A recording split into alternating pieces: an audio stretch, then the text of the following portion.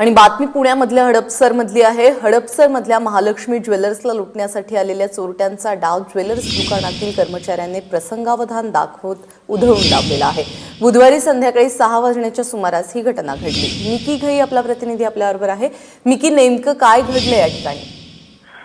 प्राजक्ता, पुण्यातील हडपसर भागातील 17.5 नळी या ठिकाणी ही ज्वेलर्सची दुकान आहे। श्री महालक्ष्मी ज्वेलर्स या दुकानामध्ये काल संध्याकाळी 6:30च्या सुमारास 2 चोरटे दरोडा टाकण्यासाठी या दुकानामध्ये आलते।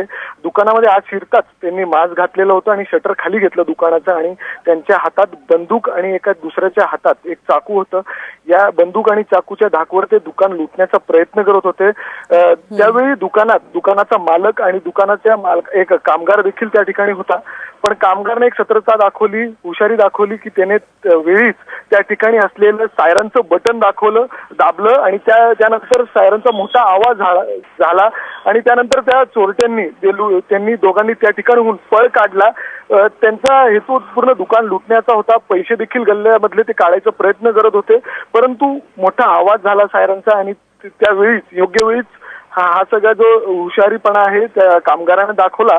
त्यामुळे दुकानामधलं कुठलंही नुकसान झालेलं नाहीये।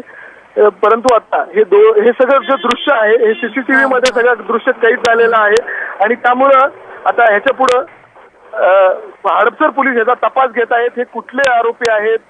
अशा भऱ्या चौकात ही जो दुकान आहे महालक्ष्मी दुकान पूर्ण मार्केट एरिया आहे। जवळपास आजूबाजूला 15 ते 20 दुकानं आहेत लाईनशीर, परंतु अशा गजबजलेल्या जागेवर देखील चोरटे आता संध्याकाळच्या वेळी 6च्या सुमारास अशा प्रकारची ते डेअरिंग करत आहेत आणि जवळच पोलीस स्टेशन देखील आहेत, परंतु अशा घटना करतायत। त्यामुळे आता या भागामध्ये एक भीतीचं वातावरण आहे या दुकानदारांमध्ये।